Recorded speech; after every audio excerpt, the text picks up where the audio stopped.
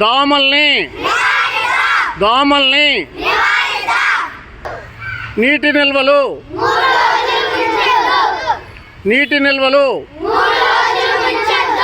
తాగి పడేసిన కొబ్బరి బొండాలు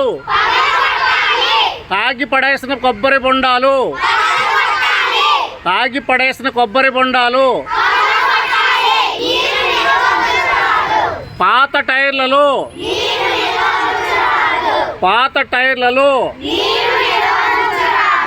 దోమల్ని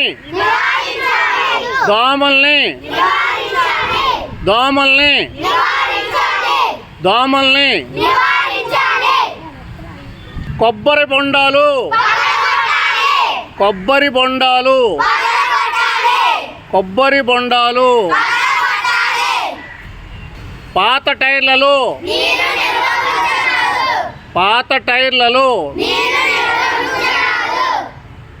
టైర్లలో మలేరియా, మెదడువాపు, డెంగ్యూ, చికెన్ గున్యా, బోధ వ్యాధుల్ని మలేరియా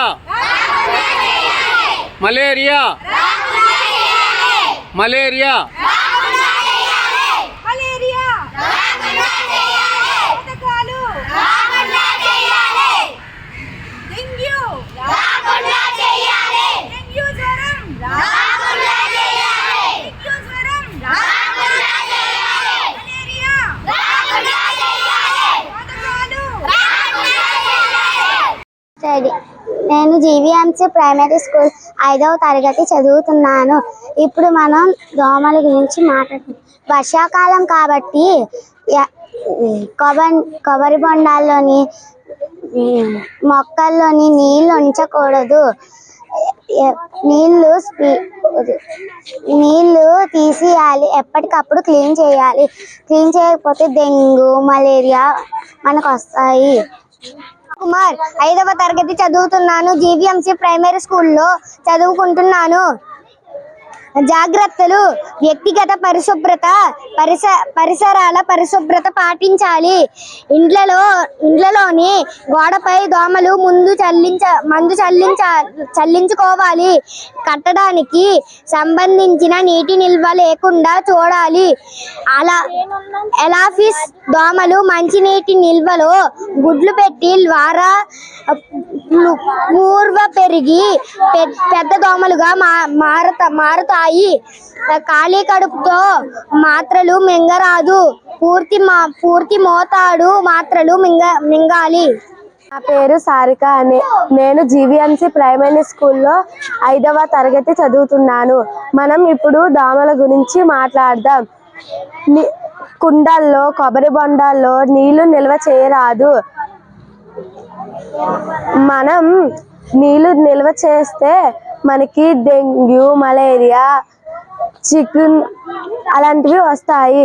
డెంగ్యూ కొట్టడం వల్ల మనకి వ్యాధులు వస్తాయి. నీరు నిల్వ చేయరాదు. లేకపోతే మనకి మలేరియా, దోమలన్నీ కుడతాయి. మనకి ఆరోగ్యం బాగోదు. జీవీఎంసీ ప్రైమరీ స్కూల్లో 5వ తరగతి చదువుతున్నాను. దోమల వల్ల కలిగే వ్యాధులకు నివారణ చర్యలు: జ్వరం వచ్చిన వెంటనే పిల్లలను ఆసుపత్రికి తీసుకువెళ్ళాలి. పిల్లలకు మెదడు వ్యాధి టీకాలు వేయించాలి. పందులను కనీసం ఊరికి 5 కిలోమీటర్ల దూరంలో ఉంచాలి. దోమలను పారద్రోలి రక్షణ కలిగించే పరికరాలను ఉపయోగించాలి. ఇండ్లలోనికి సరైన గాలి, వెలుతురు వచ్చేలా జాగ్రత్తగా గ్రహించాలి. ఇండ్లకు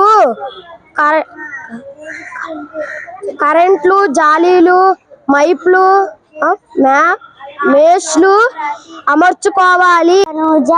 జీవీఎంసీ ప్రైమరీ స్కూల్లో చదువుతున్నాను. 5వ తరగతి చదువుతున్నాను.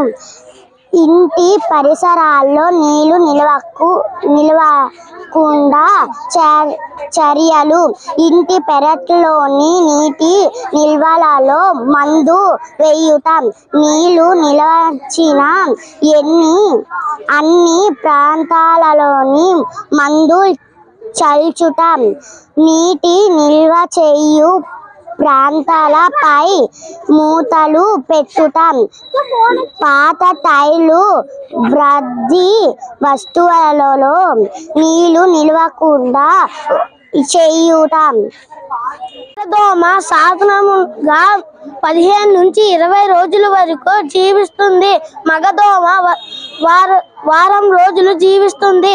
ఆడదోమ ప్రతిసారి 100 నుంచి 300 గుడ్లు పెడతాయి. తన జీవితంలో సుమారు 1000 గుడ్లను పెడతాయి. దోమలు ముక్కలను కాల్పి తని జీవిస్తాయి. దోమలు వాటి బ్రీడింగ్ ప్రదేశము నుంచి 7 కిలోమీటర్ల లోపల నివసిస్తాయి. భీష్మ సాయినాథ్. నేను చదువుతున్న తరగతి 5వ తరగతి. చలి వణుకుతో కూడిన జ్వరం, సరైన వ్యాధి, నిద్ర రాన, చీకస్త లేకపోతే నెలల. కుమారి, నేను జీవన్సీ ప్రైమరీ స్కూల్లో LFL హెచ్ఎంగా చేస్తున్నాను. ఈరోజు రత్నం గారి ఆధ్వర్యంలోని గ్రీన్ క్లైమేట్ అధినేత రత్నం గారి ఆధ్వర్యంలో మా పాఠశాలలోని దోమలు వాటి యొక్క నివారణ చర్యల గురించి ఒక కార్యక్రమాన్ని చేపట్టడం జరిగింది. ఇప్పుడు ప్రస్తుతం వర్షాలు అవి ఎక్కువగా ఉన్న పరిస్థితుల్లో, అలాగే ఇప్పుడు అందరికీ డెంగ్యూ, మలేరియా, టైఫాయిడ్ ఇలాంటి వ్యాధులు ఎక్కువగా వస్తున్నాయి. వాటి రాకుండా ఉండేందుకు ఎలాంటి జాగ్రత్తలు తీసుకోవాలి అనేది పిల్లలకి అవేర్నెస్ అనేది తీసుకురావడం జరిగింది. సో అక్కడ చెప్పడం ఏంటంటే ఎక్కువగా నీరు నిల్వ లేకుండా ఉండేలా చూసుకోమన్నారు. మన చుట్టూ ఎక్కువగాను అంటే నీళ్ళు ఎక్కువగాను కుండీల్లో ఉండడం కానీ, అలాగే కొబ్బరి బొండాలు తాగేసి పడేసి ఇందులో నీరు నిల్వ ఉండడం కానీ, అలాగే వాటర్ ట్యాంకుల్లో నీరు ఎప్పటికప్పుడు క్లీన్ చేస్తూ ఉండాలి. వాటిని అలాగే బ్లీచింగ్ పౌడర్ అది వేసి శుభ్రం చేసుకోవాలని చెప్పడం జరిగింది. ఎక్కువగా నీరు నిల్వ లేకుండా ఉండాలి, దోమలు కుట్టకుండా దోమతెరలు కూడా ఎక్కువగా వాడాలని ఈ విధంగాను ఈరోజు అవేర్నెస్ కార్యక్రమం చేపట్టడం జరిగింది. అలాగే మంచి కార్యక్రమం మా పాఠశాలలో చేపట్టినందుకు ఈరోజు మా రత్నం గారి ఆధ్వర్యంలో గ్రీన్ క్లైమేట్ ఆధ్వర్యంలో ఈరోజు దోమల నివారణ చర్యలు ఏ విధంగా చేపట్టాలనేది మా పాఠశాలలో ఒక కార్యక్రమాన్ని ఏర్పాటు చేశారు. అసలు చెప్పాలంటే ఇప్పుడు పాఠశాలలో చాలా మటుకు ఇది వైరల్ ఫీవర్లు వస్తున్నాయి. చాలా మంది పిల్లలు మానేస్తున్నారు. ఇది మనకి చాలా మంచి ప్రోగ్రాము. ప్రతి పాఠశాలలో కూడా ఇవి తెలుసుకోవాలి.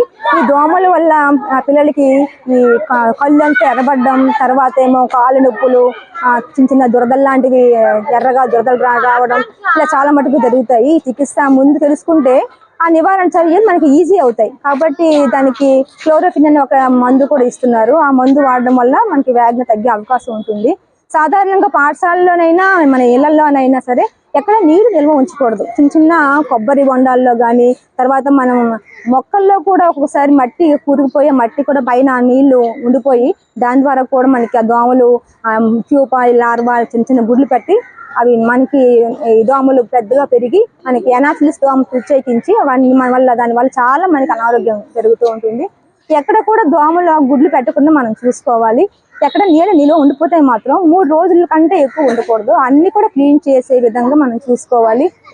ప్రత్యేకించి స్కూళ్ళల్లో కానీ, ఇల్లు పరిసరాలు కానీ వ్యక్తిగతంగా శుభ్రంగా చూసుకోవాలి. పిల్లలు వస్తారు, ఆ బట్టలు రోజు మార్చుకునే విధంగా వాళ్ళకి టీచర్స్ కొంచెం గైడెన్స్ ఇవ్వాలి. ఎందువల్లంటే ఆ జ్వరాలు గుర్తునే రావట్లేదు. క్లాస్ రూమ్లో నీట్గా లేకపోయినా రావచ్చు, వాళ్ళ ఇళ్ళ పరిసరాల్లో నీట్గా లేకపోయినా రావచ్చు. కాబట్టి ఎక్కడ కూడా ఆ దోమల వల్ల వీళ్ళు ఇబ్బంది పడకుండా వీళ్ళు దోమతెర వాడే విధంగా చూసుకోవడం, తర్వాత చుట్టూ పరిసరాలు నీట్గా ఉన్నట్టు చూసుకోవడం, తర్వాత ఇంకా వాళ్ళ చుట్టూ ఉన్న పరిసరాల్లో ఈ చెత్త కుప్పలు పెరిగిపోకుండా, ఈ నీళ్లు పెరిగిపోకుండా ఇది చూసుకోవడం చాలా అవసరం. కాబట్టి ప్రతి ఒక్క పాఠశాలలో ఇలాంటి అవేర్నెస్ ప్రోగ్రామ్ జరగాలి. ప్రతి విద్యార్థికి అవగాహన జరగాలి.